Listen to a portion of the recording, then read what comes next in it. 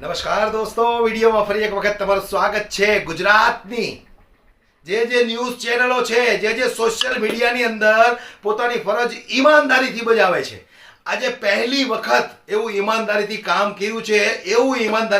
કર્યું છે કે જનતા ખુશખુશાલ થઈ ગઈ છે.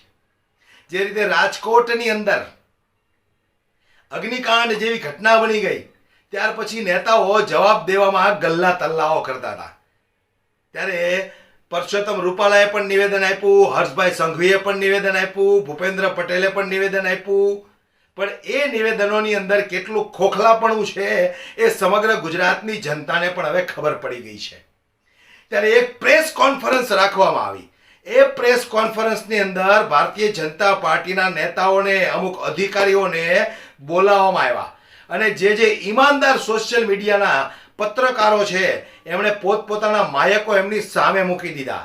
અને ત્યાર પછી દોસ્તો, આ નેતાઓની, અધિકારીઓની જે હાલત થઈ છે, પરસેવા છૂટા છે, ચાલુ એર કન્ડિશનમાં પરસેવા છૂટી ગયા છે.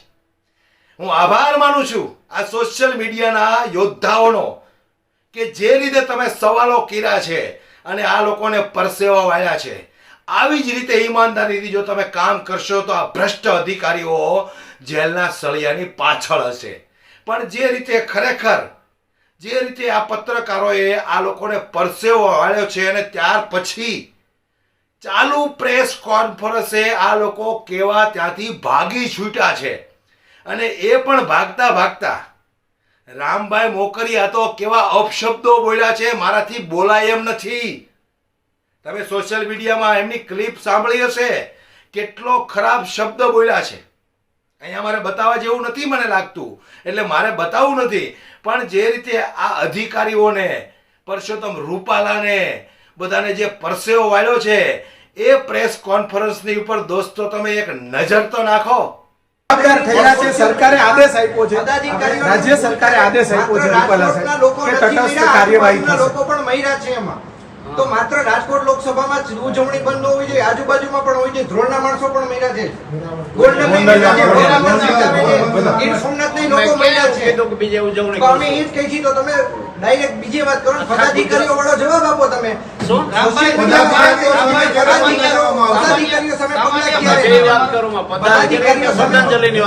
ભાજપના કેટલા વ્યક્તિઓ આમાં સામેલ હતા એવું કઈ તપાસ કરાઈ છે? કારણ કે અધિકારીઓ પર પ્રેશર પોલિટિકલ પણ હતું એવું સૂત્રો કહી ગયા છે. આ બાબતે તમારું શું માનવું? મારું કઈ કહેવાનું નથી. રાજકોટ મહાનગરપાલિકા અંતર્ગત આ જે વિસ્તાર છે તે આવતો હતો. મેયર મેડમ ને આટલા મીડિયા કર્મીઓ છે પ્રથમ વખત જોઈ રહ્યા છે. આ ગંભીર બાબત નથી. છાપામાં પદાધિકારીઓ સ્ટેટમેન્ટ આપે છે, અધિકારીઓનો વાંક નથી. તમે શું કરો છો? આટલા બધા ડિપાર્ટમેન્ટ જવાબદાર થઈ રહ્યા છે, ફાયર વિભાગ, ટીપી વિભાગ, જ્યારે અમને ખબર પડી ત્યારથી 7 વાગ્યાથી બધા કાર્યકર્તા આગેવાનો ત્યાં હાજર હતા. સવારે 5 વાગ્યા સુધી અમારા હોમ મિનિસ્ટર આવ્યા ત્યારે પણ અમે હાજર હતા. પછી એને સૂચના મળી કે 5 વાગે આપણે છૂટા પડીએ, 6 વાગ્યાથી પાછા મળવાના છે. સતત સવારે 6 વાગે નાઈ ધોઈ બધા તૈયાર થઈને આવી ગયા હતા અને એ જ્યાં સુધી રહ્યા ત્યાં સુધી અમે હાજર રહ્યા. સડકથી લાશો પાસે તમે શું કરતા હતા એમાં જાણવામાં અમને જરાય રસ નથી. લાશો શું કામ સળગી એ જાણવામાં અમને રસ. અલગ અલગ પ્રશ્નો યાર પૂછો કે આમાં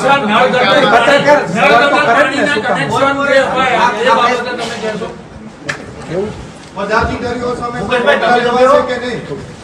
એ સરકાર નક્કી કરશે અને તપાસ કમિટી નક્કી કરશે.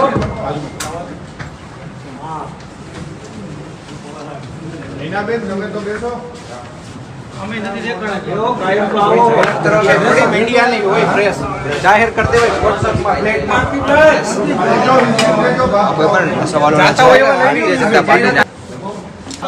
બે હાથ જોડીને વિનંતી કરું છું, આપ સૌના મિત્રોને વિનંતી કરું છું, જ્યારે એસઆઈટી ની જ્યારે કામ કરતી હોય ત્યારે કોઈ પણ રાજકીય પદાધિકારીએ ન બોલવું એવી અમને દુર્ઘટના બની ત્યારે પણ બધા ચૂપી સેવી હતી. દુર્ઘટના સમયે પણ ચૂપી સેવી હતી.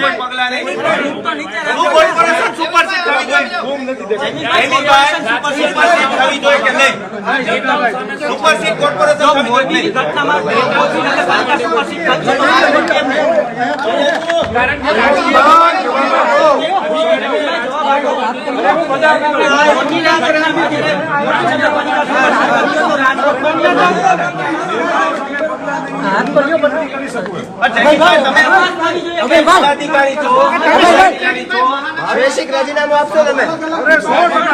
રાજીનામું આપો તો મારી પાર્ટી કે છે 100% આપી દઉં.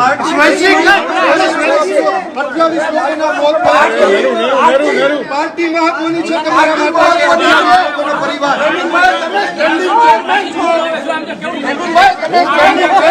જવાબદાર છો, પદાધિકારી છો. તમારા જ અધિકારીઓને સસ્પેન્ડ કરવામાં આવ્યા છે, બદલીઓ કરવામાં આવી છે. પદાધિકારીઓ તમે છો તો ક્યારે જીએસટી નંબર કઈ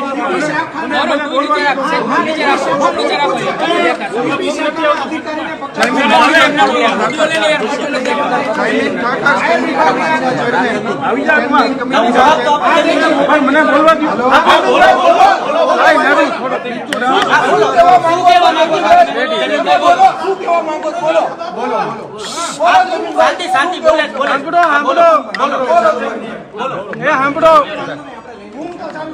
જ્યારે એસઆઈટીની રચના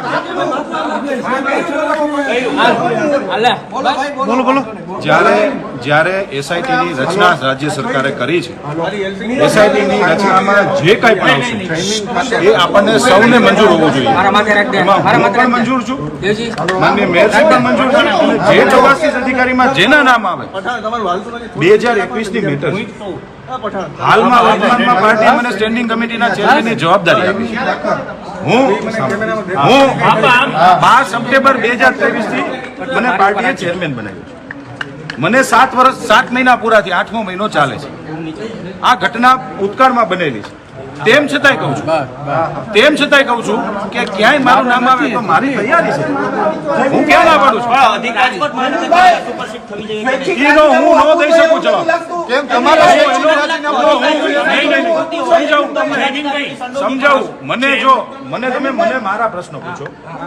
મને મારા પ્રશ્નો તમે આપશો, તમે સ્વૈચ્છિક સ્વૈચ્છિક રાજીનામું એટલા માટે ન આપી શકાય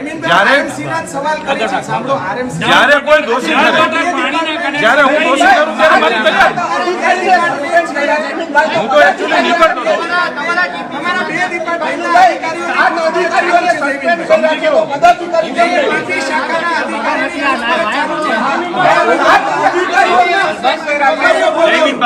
જયમીનભાઈ બે અધિકારીઓ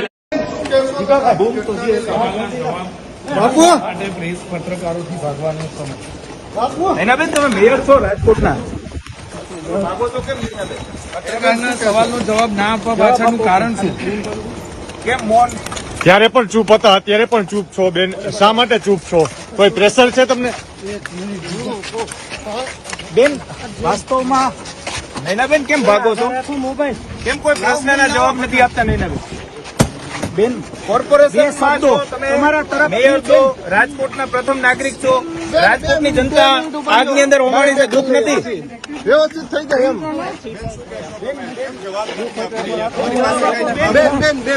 જવાબ માંગે છે બેન. આ પ્રથમ નાગરિક છો બેન, આ પ્રથમ નાગરિક છો, મેયર છો બેન, આ પ્રથમ નાગરિક છો.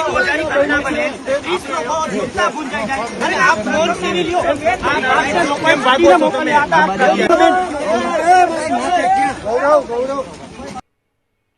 તો આ પત્રકારોને સલામ કરું છું કે આવી જ રીતે તમે તમારી ફરજ બજાવતા રહ્યો તો જ આ ભ્રષ્ટ અધિકારીઓની પોલ ખુલશે અને જનતા સુધી પહોંચશે. અને જનતાને પણ કહેવા માંગુ છું કે જાગૃત બનો. તમે ક્યાં સુધી તમારે ગુલામી કરવી છે? ક્યાં સુધી ગુલામીમાં તમારે જીવવું છે? જાગૃત બનો. આવા લોકોની પોલ ખોલો, જનતા સમક્ષ લાવો, સોશિયલ મીડિયામાં વિડીયો ઉતારીને અપલોડ કરો, જેથી કરીને દરેક જનતાને ખબર પડે કે સોશિયલ મીડિયાની સામે આવીને આ લોકો કંઈ જ બોલી નથી શકતા, પણ ભાષણની અંદર એવા બરાડાઓ પાડીને જનતાને જે મૂર્ખ બનાવે છે એ પ્રેસ કોન્ફરન્સની અંદર મીંદડી જેવા થઈ જાય છે. વધુમાં વધુ વિડીયોને શેર કરો, દરેક લોકો સુધી પહોંચાડો. ધન્યવાદ.